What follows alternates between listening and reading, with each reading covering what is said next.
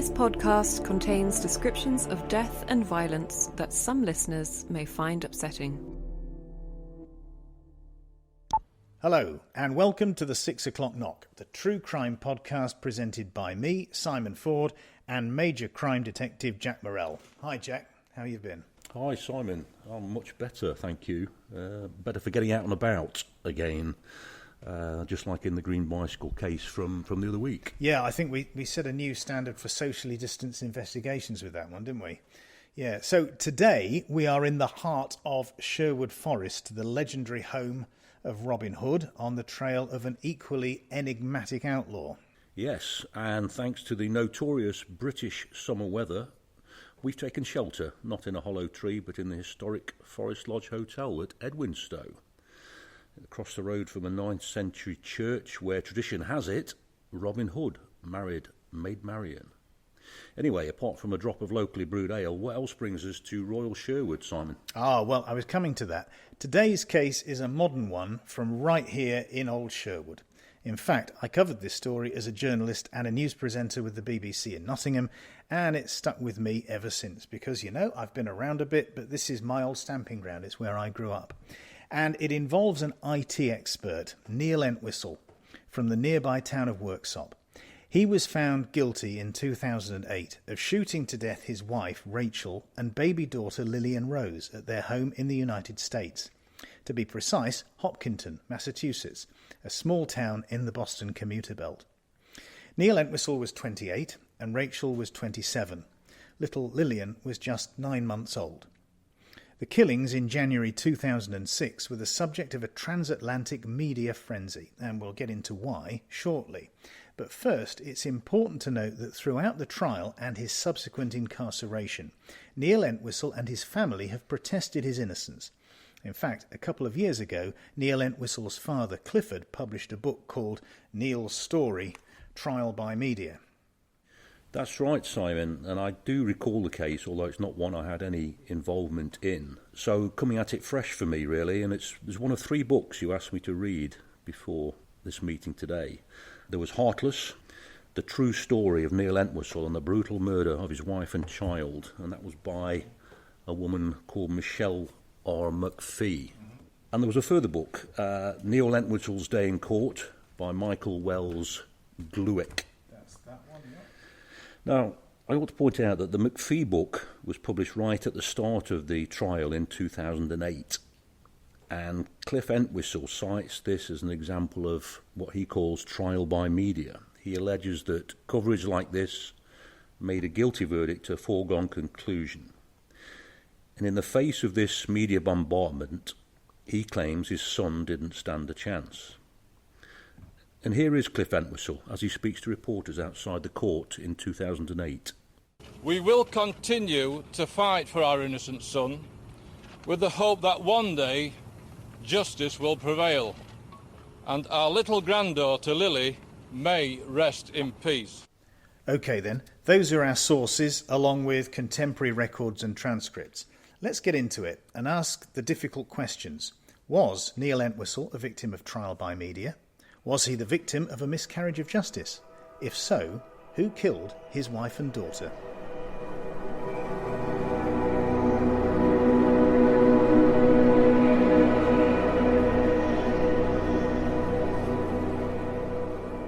OK, first some background. Neil met Rachel Souza, as she was then, at the University of York in 1999. He was studying electronic engineering and business management. She was an American studying English on her year abroad, and they were in the university rowing club. In 2001, after a stint back in the US, Rachel returned to the UK and worked for 3 years as a teacher at Redditch in Worcestershire. The couple married in 2003, by which time Neil had started work at the Malvern office of the defence and security firm Kinetic. Lillian Rose was born in April 2005. In July of that year, Neil left his job at Kinetic for domestic reasons. 6 weeks or so later, the family had relocated to Massachusetts, where they moved into the home of Rachel's mother and stepfather, Priscilla and Joe Matterazzo. OK, just take you back slightly there, Simon. What do you mean there by domestic reasons? Well, that was the phrase used by a kinetic spokesman who was contacted by the Worcester News in the aftermath of the murders. And that, I'm afraid, is all the information I have. OK, anything else around this time? Well, yeah, it emerged later that between 2003 and 2004, Neil Entwistle registered a number of websites and start-up businesses, including millionmaker.co.uk, which promised customers $6,000 in monthly earnings, and srpublications.co.uk, which listed as its flagship product the Big Penis Manual. I see. Well, that's interesting. I wonder if his wife knew.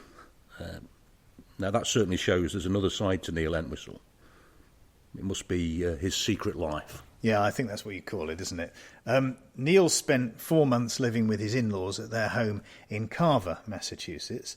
There were arguments, perhaps because he didn't have a job lined up and was having trouble finding work.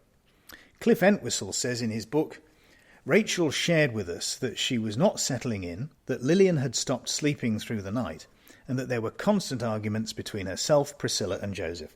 For the sake of keeping the peace, Neil and Rachel decided to move out. And so it was, after Christmas and Lillian's christening, the couple leased a house in Hopkinton, a little town about 50 miles from Carver and near the highway into Boston. They moved in around the 10th of January 2006. Into what sort of house? Well, 6 Cubs Path is a spacious 4-bed detached house with 3 bathrooms at the end of a cul-de-sac in a secluded wooded area. In fact, I got that from the realtor's website, and I've got to say, it's a gorgeous looking property. Yeah, I'm just looking now. The rent, $2,700 a month.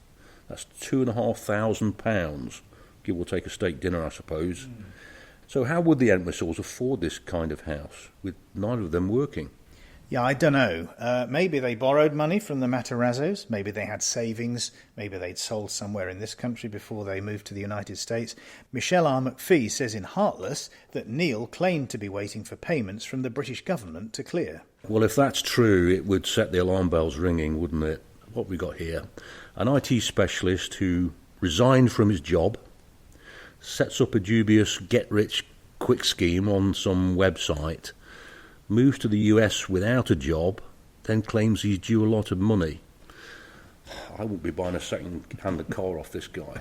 Well, talking of cars, the couple also leased a car, a BMW X3 in Rachel's name, and that was a further $498 a month. So that's monthly outgoings, by my ropey mathematics, of almost $3,200 with no visible income. That's before you add the bills and the credit card purchases of furniture, etc.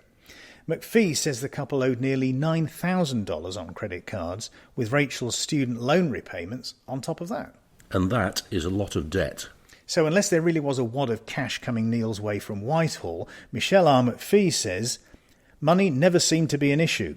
Neil had given his in-laws the impression that he was earning $10,000 a month from the English military to advise them on secretive computer programs. Let's take that with a pinch of salt. Neil's dad, Cliff, was unaware of any money troubles, and he wants to think that his son would have come to him first if he'd needed money. OK, maybe so. Cliff and his wife also owned their house in Worksop in Nottinghamshire, so they had the resources to bail him out. But Neil never asked. And another thing, as Cliff Entwistle tells us, Neil was not going to gain through insurance policies, so that was out.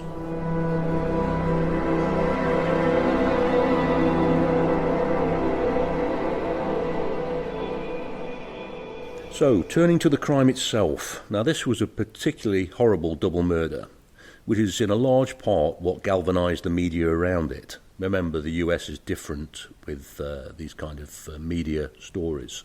So let's look at the circumstances. Well, this is Neil's story as told to the Massachusetts State Police in a phone interview he made from his parents' home in the UK on Monday, the 23rd of January 2006. In this call, he claims that at 9 a.m. on Friday, the 20th, he went out to run errands. He was supposed to be going to a job interview, but that had been cancelled. He hadn't told his wife this. As far as Rachel was concerned, Neil would be out for all or most of the day. He says that he went to Staples to buy a wireless router for his computer. They had one, but he wanted to see if Walmart had it cheaper. He says he got lost on the way to Walmart and stopped at a Starbucks, where he bought 2 lattes. He bought some fuel. He says he got home at 11 a.m. when he found Rachel and Lillian shot dead in the master bedroom. Now, a post-mortem examination found Lillian was killed by a bullet that passed through her abdomen, her tummy, basically, and then it lodged above her mum's left breast as she cuddled her on the bed. So he was holding her like this. Rachel was shot in the forehead at close range. Now, Neil told the police that he then contemplated killing himself with a kitchen knife but thought it would hurt. So he covered the bodies with the bedclothes and drove to his in-laws at least an hour away in Carver, where he knew there were guns, intending to shoot himself. Okay, hang on a second. So he didn't call 911. He didn't call his in-laws. No. Nor his parents. No, none of that. And this is where Neil Entwistle's story starts to unravel, because he also told police he couldn't find a key to his in-laws' house in Carver. However, when the police recovered the BMW X3, they found that very key on the same bunch as the car key. Well, he wouldn't have been thinking clearly, and who would, after seeing what he'd seen? I think in the statement to the police, Entwistle said he was in a trance-like state. Yes, and then there's the gun. I thought you said he couldn't get into his in-laws' house to get a gun because the house was locked and he couldn't find the key. Except he did have a gun the whole time. Remember? The gun that had killed Rachel and Lillian. A small caliber Colt revolver belonging to his father-in-law, Joe Matterazzo. Entwistle later told police he was, quote, returning it to the house in Carver. So either he had a gun or he didn't have a gun. And he could get into the Carver house or he couldn't. There are more holes in this story than like a Swiss cheese. It sounds like a premeditated killing. No wonder the police were keen to hear his story. Neil Entwistle knew where Joe Materazzo kept his guns. He knew where the keys were kept. He did have a key to the house, didn't he? On the same keyring as his car keys. So whenever he drove anywhere, he took the key to the Materazzo's house with him. There's nothing stopping him from driving over, letting himself in, and taking a gun. And he knew how to load and shoot this particular handgun because he'd been target shooting with his father-in-law. Neil Entwistle had plenty of time to commit the murders, and because his wife thought he was at a job interview, he could have driven to the in-laws, taken the gun, driven back, done the shooting, and returned the gun, all while the Materazzos were at work. Forget wanting to hear his story. He needs the 6 o'clock knock, and he needs some armed backup. Right, 6 o'clock knock time then. Okay, Jack. So, not easy when the suspect has flown out of the country. Neil Entwistle's next stop, give or take, was Boston's Logan International Airport. He did the rounds of local cash machines and bought a ticket for a flight to Heathrow the next day, and then, so it was, at 8:20 a.m. on Saturday the 21st of January, Neil Entwistle boarded a London-bound plane without any luggage. And the gun? Back where it came from in Joe Materazzo's gun collection. Either Neil Entwistle could walk through walls, or he became extremely confused, or he was lying to the Massachusetts police.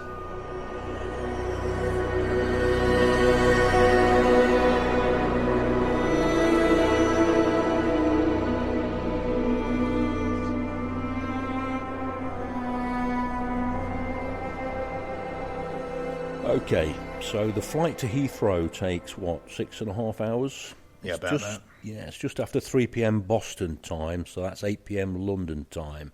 Saturday the 21st of January. Neil Entwistle is back in England. His wife and child have been dead now for over 24 hours. And so what's happening back at the scene? In Hopkinton. Well, Rachel Entwistle was supposed to be having lunch with her mum that Saturday. Priscilla Materazzo called round, but there was no reply, and she was puzzled, so she left a note. It just wasn't like her daughter to break a date, without phoning first. 2 of Rachel's college friends, Joanna and Maureen Gately, were due for dinner that evening, They were running late and they couldn't reach Rachel on the house phone or on her cell phone, and Neil's cell was ringing out too. Now, the Gateleys had been due at 5, but it was 7 p.m. by the time they got to 6 Cubs Path in Hopkinton. They called Priscilla Matterazzo to say the lights were on, but nobody was home and the dog was barking inside.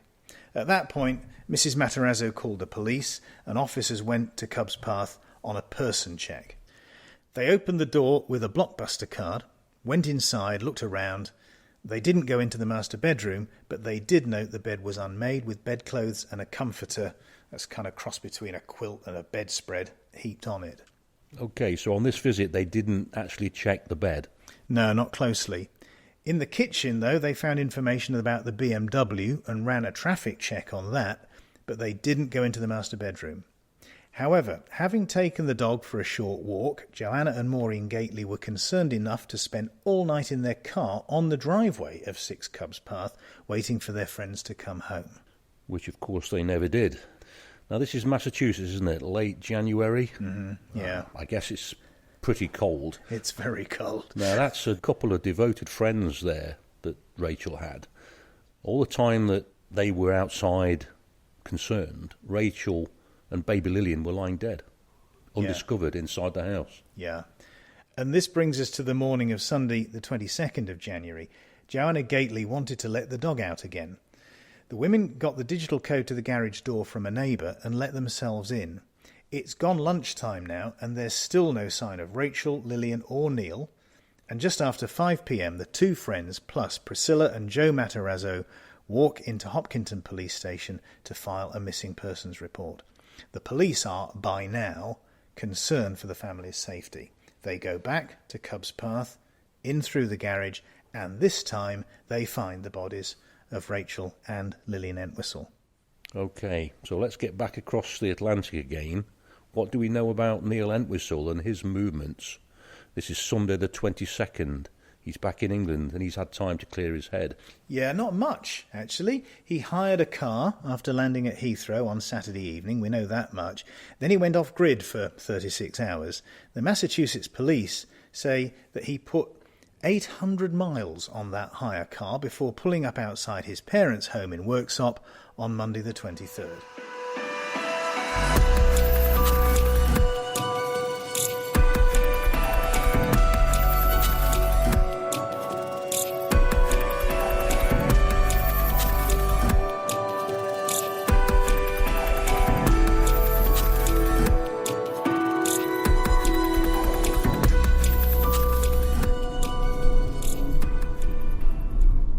OK, so, yeah, we're turning left now into Coleridge Road, Neil Entwistle's childhood home, family home, as he would have done those years ago after returning from the States. I'm sure as we drive down into the cul-de-sac now that he would have taken a deep breath before he stepped through the door to explain to his parents what had happened. So I guess, Simon, this is when you became aware of the local connection with this story. Yeah, we saw Worksop mentioned on the Press Association wire and I made some calls, and the connection between Neil Entwistle and our patch stood up. In fact, it wasn't long before the world's media were camped outside the Entwistle's gate here on Coleridge Road in Worksop. Eventually, Neil would leave here to stay with friends in London because he said he wanted to draw attention away from his family. OK, now in the meantime, the Americans, they put a file together and they've asked the British to give Entwistle the proverbial 6 o'clock knock. On the 9th of February, he's arrested at a tube station in London. Now, I'm not sure about the full story behind this, but I guess they must have traced him through maybe technical means. And presumably they thought he was reluctant to face the music. Yeah, detectives had followed him onto the underground. When the train stopped at the next station, all the doors except the one nearest the suspect were kept shut. Only the door next to Neil Entwistle opened so officers could take him off the train. Now, coming 7 months after the 7/7 London bombings, you can imagine this activity caused quite a stir. Now, by the 15th of February, Neil Entwistle is extradited to Massachusetts, and he agreed to it and one condition of that was that Massachusetts does not have the death penalty. On the next day, February the 16th, he pleads not guilty to first-degree murder.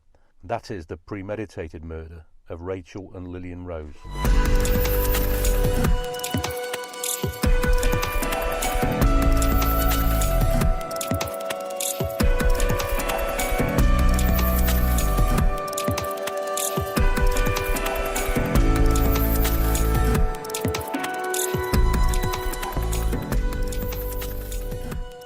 Neil Entwistle's defence would be that Rachel had been suffering from postnatal depression.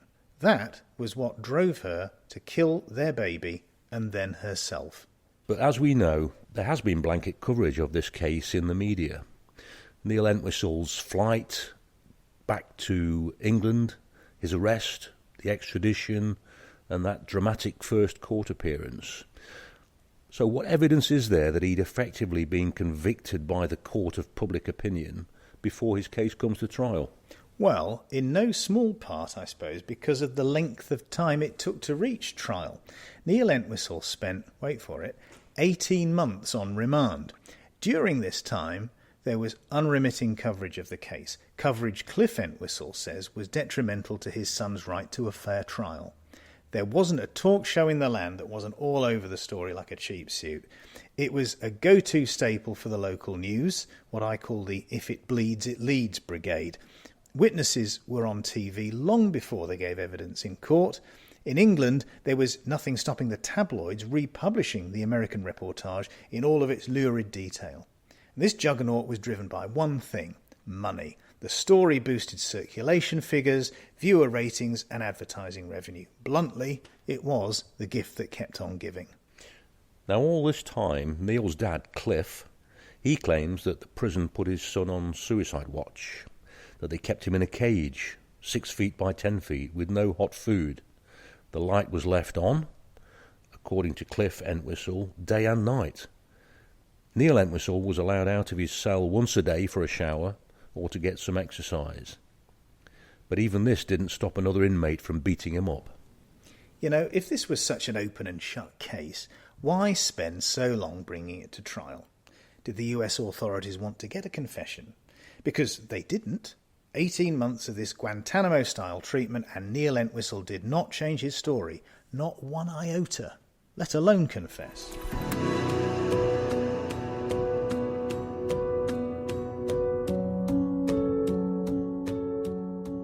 So, could Neil's wife have killed her baby and then herself? Let's say maybe. But after finding them, Neil Entwistle flees not only the scene, but also the country. He makes contradictory statements about the gun. He's the last person to see his family alive, and he's the first person to find them dead. He doesn't call 911. In fact, he doesn't call anyone. This doesn't look good for Neil Entwistle. Yes, and his alibi is shaky. Nothing purchased at Staples, hence no receipt. No recorded credit card purchase of fuel, just the Starbucks receipt for those 2 coffees. However, in his book, Cliff Entwistle puts forward a different version of events. Neil was in the kitchen when he heard a loud bang. He immediately ran upstairs to where he believed Rachel and little Lillian to be, and he arrived at the threshold of the master bedroom just as Rachel turned the gun on herself and fired it a second time. Rachel's eyes met Neil's just before she pulled the trigger. He saw the light go out in them. Okay, that's quite a profound statement there, and we presume this must have come from a private conversation between Neil and his dad? I guess, yeah. When it was, we don't know. But was it mentioned at the trial? No, nor at the Massachusetts Appeal Court in 2012, where the conviction was upheld. Cliff Entwistle's book came out 6 years after that, in 2018. Well, I really don't know what to make of that now. Clearly, Cliff Entwistle, the father, has his own version of what happened. It might, I suppose, form part of an appeal to the US Supreme Court. Which is the way it would go, but unfortunately, Neil Entwistle was denied leave to appeal to the US Supreme Court in 2013. Also, there's virtually no chance of him serving the rest of his sentence in the UK. Sometimes prisoners are shipped back, aren't they? But the Americans would have to approach the British, and there's no incentive for them to do so. Now, one thing intrigues me here, Simon. Neil Entwistle didn't take the stand, nor did any of his family. So his testimony in court was effectively the police statements that were read out. Is that correct? Correct. The defence didn't put them on the stand. His father and mother insisted he was innocent outside court. In fact, here's what Yvonne Entwistle told the waiting reporters. I knew Rachel was depressed. Our son will now go to jail for loving, honouring and protecting his wife's memory. Now, I'm not familiar with American courts, but with so much resting on whether Entwistle's telling the truth, would the court have allowed a polygraph, those lie detector tests that the Americans use? Well, polygraph evidence has been admitted in at least one murder case in Massachusetts under what were termed restricted and carefully controlled conditions. But Neil Entwistle has never taken one, nor, as far as I'm aware, did his defence counsel request one at the trial or on appeal. Make of that what you will.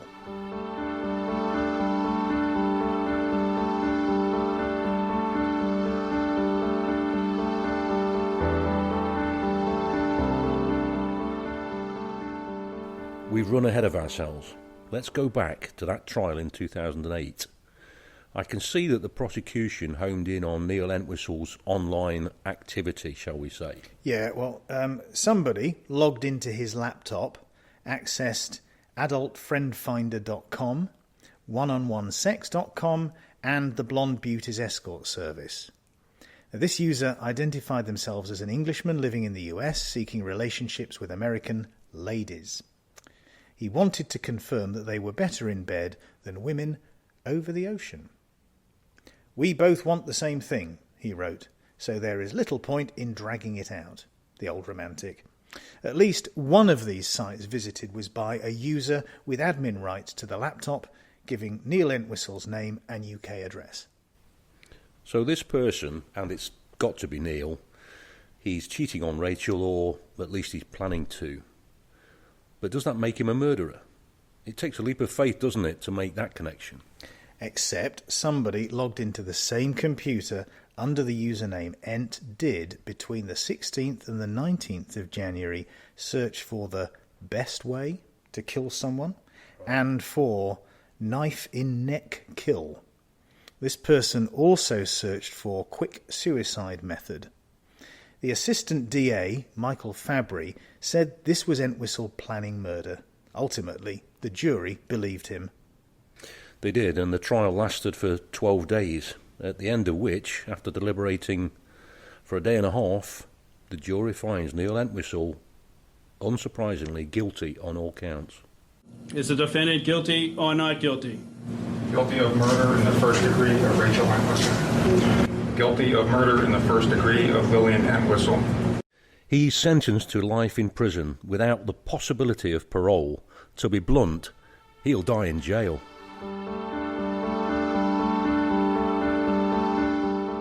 So, what do we know about Rachel Entwistle? Her husband's defence was that she killed their baby and then herself because she was suffering from postnatal depression. Does the evidence bear that out? There's very little concrete evidence about Rachel or her state of mind. In the media at the time, and in Michelle McPhee's book Heartless, Rachel is portrayed as what I'm going to call a slain Madonna. She was loving and loved by all who met her. She was the perfect mother. She'd been a straight-A student at Holy Cross, the best college in the area, and a devout Jesuit foundation. In photos, including the last ones taken of her and Lillian on Thursday the 19th of January, she appears relaxed and smiling. Only after her death is there reference to postnatal depression. I ask myself, why, with a 4-month-old baby, did she decide to leave her support network in Worcester, England, fly across the Atlantic and move in with her mother and stepfather? Does this indicate postnatal depression? And the following January, in the cold and dark of a New England winter, had this depression grown worse, reached crisis point? Well, we know, don't we, that 10% of mothers experience postnatal depression, and it can take up to 2 years to develop. Either way, something wasn't right in this marriage, and I guess she had a better support network in the United States than she did in England. There was also something that compelled Joanna and Maureen Gately to sit in their car all night from Saturday the 21st until Sunday the 22nd. What did they know? The prosecution called them, but the defence didn't.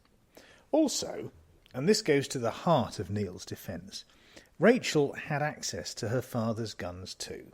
OK, she'd shown no interest in shooting, but what if the balance of her mind was disturbed? What if she sneaked the gun out of the house in Carver and took it back to Hopkinton? What if she waited until her husband was out of the house before giving Lillian a bath, cuddling her on the bed and, well, you know. The thing is, Simon, there's a lot of what-ifs there, isn't there? We're theorising on highly circumstantial evidence. Now, let's look at what Cliff Entwistle said in his book. Within a month of Lillian's birth, Rachel had started to show signs of depression, and she wanted to be back home with her mother. OK, I hear what Cliff Entwistle is saying here, but she may have just been homesick. Neil's parents were about a 2-hour drive away from Worcester up to North Nottinghamshire. They couldn't easily pop round to help her, I suppose. Anyone with kids will know how tough it is with a newborn, especially a first baby. And what a godsend that grandparents can be. Rachel and Neil didn't have that support on their doorstep when they were in England. Cliff also claims, and this is a quote from the book, the DA rejected a public information request from a local newspaper to obtain transcripts of phone calls between Rachel Entwistle and her mother to give an idea of Rachel Entwistle's state of mind. The trouble is, we all sympathise with Mr. Entwistle Sr., and it's understandable, I suppose, but his view is clearly biased. Yeah, I agree. And we can only speculate because the defence didn't, or so it seems, dig any deeper. If Rachel had postnatal depression, there might have been something in her NHS records. As far as I know, nobody asked for them. Could these have been produced? Likewise, Lillian's PCHR, her personal child health record, what parents in England know as the Red Book. Could the American authorities have accessed that? Yes, they could in the circumstances. They would have been made available if requested. They might have been asked for, we don't know. In any case, Michelle McPhee claims in her book, Heartless, that Neil wanted to seek his fortune in the States, and being married to an American citizen qualified him for that work permit. Yep, you're right, Jack. And in the tradition of the defence having the last word, I think the media's failure to challenge, or at least examine thoroughly the taboos and stereotypes around postnatal depression and suicide, was every bit as prejudicial as their portrayal of Neil Entwistle as the devil incarnate.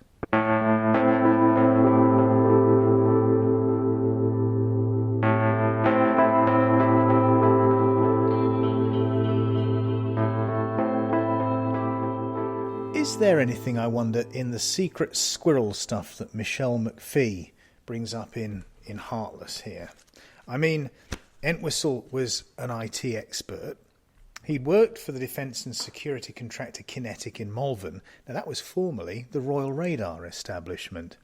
And his home in Hopkinton was an hour's drive from the headquarters of the US Navy, the US Army, the US Marine Corps, and the National Guard, all of them in Massachusetts. The procurement arm of the US Air Force had an office on a nearby base, and companies like BAE had and still have facilities in the area. Maybe he was working for the British government. In 2006, the US, supported by the UK, was at war in Iraq and Afghanistan. Against the backdrop of the war on terror, maybe Entwistle was telling the truth. Or he was a pathological liar. But they call them a Walt, don't they, in the military? Someone who pretends to have been in the forces but hasn't. Yeah, like Walter Mitty. And given Entwistle's track record on his dodgy online dealings, his double life, it's fair to theorise that's exactly what he was. Even if he was, say, working on some classified radar project, say for surveillance drones or whatever, it still doesn't explain why he was suddenly compelled to shoot dead his wife and baby daughter. Fair point. McPhee asserts that Entwistle had been ripping off customers for years in the virtual world, while in the real world he didn't have a speeding ticket to his name. A lovely guy who couldn't have been nicer. That's what people said about him. Now, this was Neil Entwistle's double life, a life based on deception. His wife and the Materazzos were taken in by his external persona. Even, I think, his own parents fell for it. Yeah. And ultimately, Neil Entwistle deceived himself. This was his undoing. He bluffed his way through things, didn't he? If we go back to his period in Worcester, England, he left his job for domestic reasons and he bluffed it out. What he should have done was let Rachel go home to Massachusetts and delay joining her while he sorted himself a job out. He's ended up putting himself in a pressure cooker. He's got debt, deceit, and all this at a time when his relationship is under strain. And there's an added complication, there's a baby. I'd like to know more about how that Colt revolver came to be at Neil Entwistle's home, when it was supposed to be at the Materazzo's house an hour's drive away. Did Neil Entwistle, or his wife for that matter, have a firearms licence? Did he, or she, just take it? Or was it loaned? I've dealt with lots of cases where things are loaned against the law, of course, and when the law gets involved, it's denials all round. Well, there's no evidence that Joe Materazzo knew the gun had been taken, and no evidence that he let Neil borrow it. You know, here, son, this is America, you might need this for home defence, that kind of thing. Now, there was an uptick in violent crime in Boston at this time, gangs and crack, but Hopkinton was a world away from all of that. All Mr. Materazzo's guns were in a cupboard in his bedroom. They had trigger locks. That's a device that fits over a gun's trigger and the trigger guard to prevent it being fired. There were 3 sets of keys, one in the kitchen, one in Mr. Materazzo's nightstand, and he kept a set on him. So anyone who knew the house would be able to get hold of a gun. That includes Neil and Rachel. Now, I don't know how often Joe Materazzo checked his guns, but it's fair to speculate that somebody could have taken one and returned it a day or so later without him knowing. Yeah, fair point.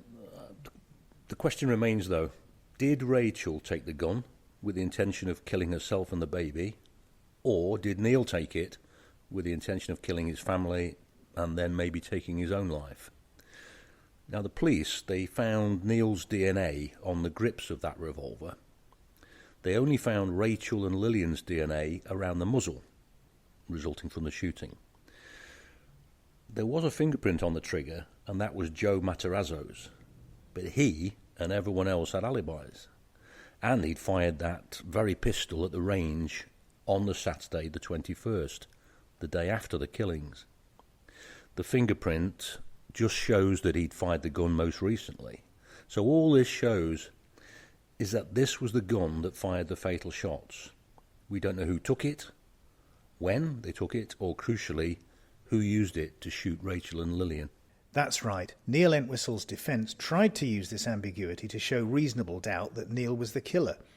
It could equally have been his wife, they said. And there was gunshot residue on Rachel's hands. Not much, but it was there.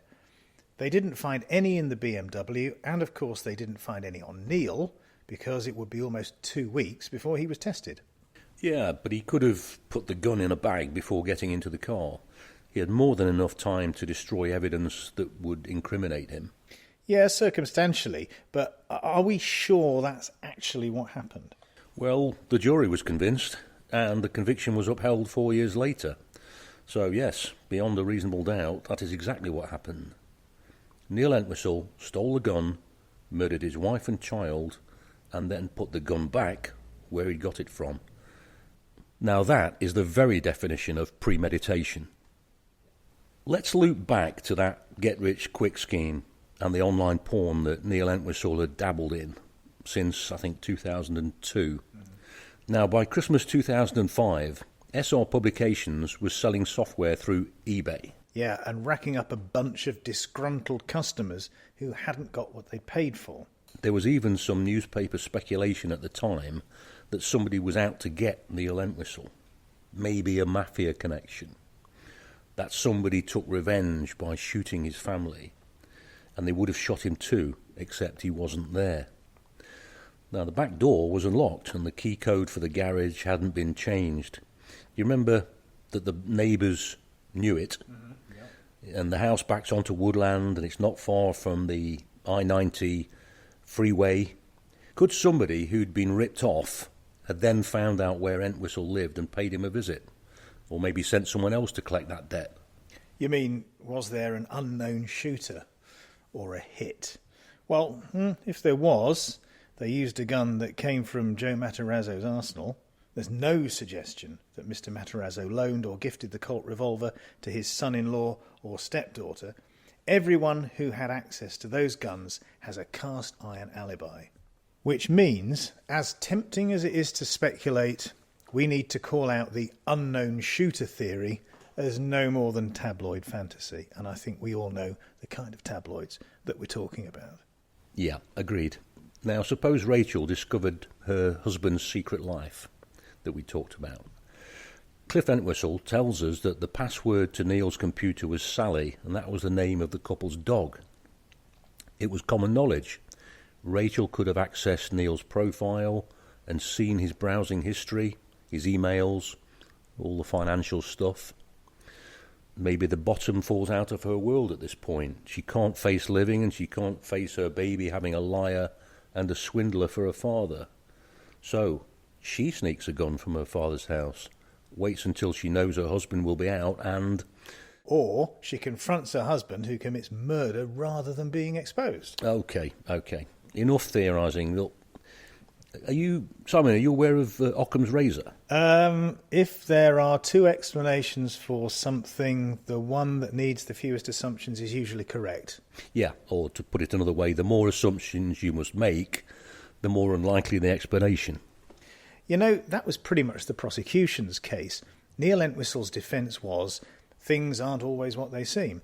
And while we explore a wilderness of mirrors, the clear-sighted jury returned unanimous guilty verdicts on all counts. So was this verdict robust, or was it a trial by media? Now, there are big differences, but there are also similarities between the way trials are conducted in England and in the US. The English system has been around since Robin Hood was taking from the rich and giving to the poor. The American system branched off in, when would it have been, 1770s? In fact, a few years after this hotel we're sat in was built. Among other things, Cliff Entwistle blames the American system for denying his son a fair trial, allowing the evidence to be broadcast and spun by newspapers, radio, TV stations before the case even came to court. We've mentioned the juggernaut of coverage, driven by the quest for ratings, the imperative of being first with that story or having a new angle to it. Remember, the O.J. Simpson murder trial in 1995 was one of the most watched events in television history, with 150 million American viewers tuning in to hear the verdict. Now, broadly speaking, in England and the United States, Neil Entwistle would be presumed innocent. It would be the job of the prosecution to convince a jury that he was guilty beyond reasonable doubt. And I stress that, not with absolute certainty, but beyond reasonable doubt. Where the systems differ is their relationship with the media. The US Constitution, yes, you're right, 1776, permits freedom of speech and the press. That's the First Amendment. Exactly right. Whereas in England, the media are restricted by law in what they can report from the moment of arrest until the jury delivers its verdict. Breaking that law constitutes contempt of court, a criminal offence punishable by imprisonment. It's intended to stop information which might influence, or taint, I think is the word, potential jurors getting out into the public domain. So it could be argued then that Neil Entwistle was denied a fair trial because anyone in Massachusetts who was called for jury duty would have already seen that blanket coverage, and they'd formed an opinion from it. Precisely. The defence tried and failed to get the trial moved. It's one reason Cliff Entwistle says his son's conviction is unsound. And what evidence is there then that the jury was biased against him? Right. The US process for selecting jurors, called voir dire, is meticulous, specifically to weed out those who are prejudiced. 260 potential jurors were scrutinised, 16 were chosen, 12 to hear the case, plus 4 alternates. Guess you'd say they were on the subs bench, and none of the alternates was needed. Michael Wells Gluck reports that jury selection took 4 days. He says, during which the defence exercised all of its challenges. One prospective juror was dismissed after revealing sentiments along the lines of, "He's the fellow who murdered his family, fry him and send him away." Such comments redoubled Entwistle's lawyers' unsuccessful attempts to convince the judge to authorise a change of venue.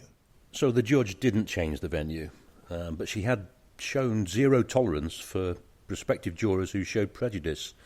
I reckon it's not the English system, but I reckon the judge and the legal process deserve more credit over there. Yeah, we have our own unconscious bias, maybe, sense of superiority. We Brits don't have the same right to free speech as Americans. We assume our system is better, maybe just because it's older. We assume Neil Entwistle's presumption of innocence was undermined by hysterical reporting. But that is to ignore the robust role played by the judge, and frankly, that the jurors had the intelligence to separate the facts from the hype. To answer the question, yes, of course, there was a trial by media outside the court. Inside the court, though, because of the way the American system works, not least through its rigorous jury selection process, Neil Entwistle did get a fair trial. Yeah, with freedom it comes responsibility, And from the evidence we've seen, the trial was conducted very responsibly indeed. There may be differences, but the judiciary in both countries has the same responsibility to ensure a fair trial. If this murder had happened in England, and you were to ask me whether Entwistle would have been convicted, I would say yes. The evidence may have been even stronger. After being found guilty of murder in the first degree, it is ordered by the court to be sentenced to the Massachusetts Correctional Institution at Cedar Junction for the term of life. On indictment number 2006-387-002, after being found guilty of murder in the first degree, it is ordered by the court to be sentenced to the Massachusetts Correctional Institution at Cedar Junction for the term of life. This sentence to run concurrent with indictment number 2006-387-001. So, what happened after the verdict? Entwistle was taken to the Old Colony Correctional Centre to start his sentence. In 2012, the Massachusetts Appeal Court ruled the conviction was sound. In January 2013, Entwistle failed in his attempt to get his appeal heard by the US Supreme Court. Then, in April of that year, he wrote a letter to the Materazzos in the hope, he said, that, quote, "we may start to pursue peace between us." Entwistle acknowledged that he had failed as a husband, a father and a son-in-law, but he was adamant he had not killed Rachel and Lillian. Entwistle wanted to meet with the Materazzos. It didn't happen, but the letter was all over the news for a day or two. In 2016, to mark the 10th anniversary of the murders, the Materazzos launched the Rachel and Lillian Rose Foundation, and this continues to raise awareness of domestic violence. Cliff Entwistle's book came out in 2018.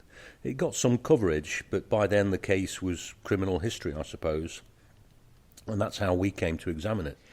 It's time to pull the threads together and propose an explanation for what happened. And I stress this is a possible explanation, not a justification or an excuse for what Neil Entwistle did on the 20th of January 2006.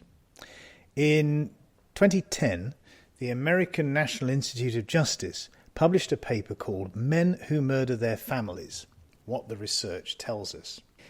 The authors discussed the reasons for familicide, a theme that we've covered in a previous podcast. Money was always a contributory factor, they found, and in most cases they agreed the killers were aggressive, controlling men with a history of domestic violence who've basically been building up to it. But there were edge cases, and they called them anomic suicides. Anomic suicides occur when there are radical and significant changes in a person's social and economic environment. So, let's take Neil Entwistle. Uprooted from his native England, struggling to find a job, renting a $2,700 a month house with no income, leasing a car for almost $500 a month, credit cards maxed out, his online scams are failing, the rules of the game had changed, and he was in over his head. The porn and the escorts could have all been displacement activity, a distraction from the reality that he was bust and about to be exposed as a fraud. So you're saying that this is why he shot dead his wife and baby daughter? Because he was homesick, about to be unmasked? Rather than come clean, he decided they would all go together.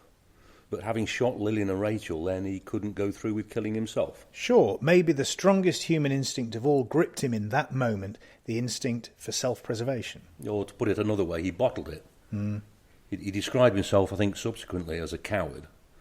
OK, suppose we buy your armchair psychology. It might explain Entwistle's behaviour after the shooting. The deed itself was planned. He'd intended to turn the gun on himself, but couldn't. Suddenly there was no plan, and everything else afterwards was chaotic. Except, why return the gun to the Materazzo's house? Did Neil Entwistle know that Materazzo would be using it on the Saturday, on his trip to the gun club? Did he hope that this would obliterate any trace of him using it? And how? I mean, in this self-confessed trance-like state of panic, did he have the presence of mind to take his passport with him? It sounds to me as if both the shooting and the getaway were premeditated. Yeah, you're right. I'm probably looking for an answer where there isn't one. Whichever way we look at it, whatever the motive, it is hard to see this as anything other than a cold-blooded, calculated double murder. Neil Entwistle never intended to kill himself. He wanted to rid himself of his family. And in 28 states of the Union, though not Massachusetts, he'd have gotten the death penalty. Instead, he'll spend the rest of his life in jail. And let's not forget, Neil Entwistle isn't the only one serving a life sentence here. The Materazzos and the Entwistles have lost a daughter-in-law, and their lovely little granddaughter. And Joe Materazzo must live with the knowledge that it was his gun that was used to fire the fatal shots. After all, it was Mr. Matterazzo who took Neil Entwistle to the gun club as his way of introducing him to the American way of life. In an impact statement at the trial, Priscilla Matterazzo said her family faced an eternity of emptiness without Rachel and Lillian. Our dreams as a parent and grandparent have been shattered by the shameful and selfish act of Neil Entwistle, she told the court. And what of Rachel and Lillian, especially Lillian? She'd be a teenager now. I look at the pictures of the place where they'd lived, and it's one big adventure playground. It's a place to bring up a family. There's the Whitehall State Park and the Whitehall Reservoir. Lake Maspinock is just down the road. This is Charlie Brown's America. It is, isn't it? All those hopes and dreams destroyed with 2 squeezes of a trigger. What a bloody waste. I condemn Neil Entwistle for compounding the unspeakable nature of what he has done by disparaging the memory of his wife and vilifying the entire Materazzo family by his decisions during the course of this trial. We'd like to say a big thank you to Ashley, Audrey and everyone here at the Forest Lodge Hotel in Edwinstowe for their kind hospitality. Friar Tuck would approve, and we do too. Definitely. And thanks too to the Associated Press for the audio clips that we've used in this review. And special thanks to you as well for your company. More episodes of the 6 o'clock knock are available on Apple and Google Podcasts, Spotify, Spreaker and other platforms. We hope you'll come back to enjoy another 6 o'clock knock.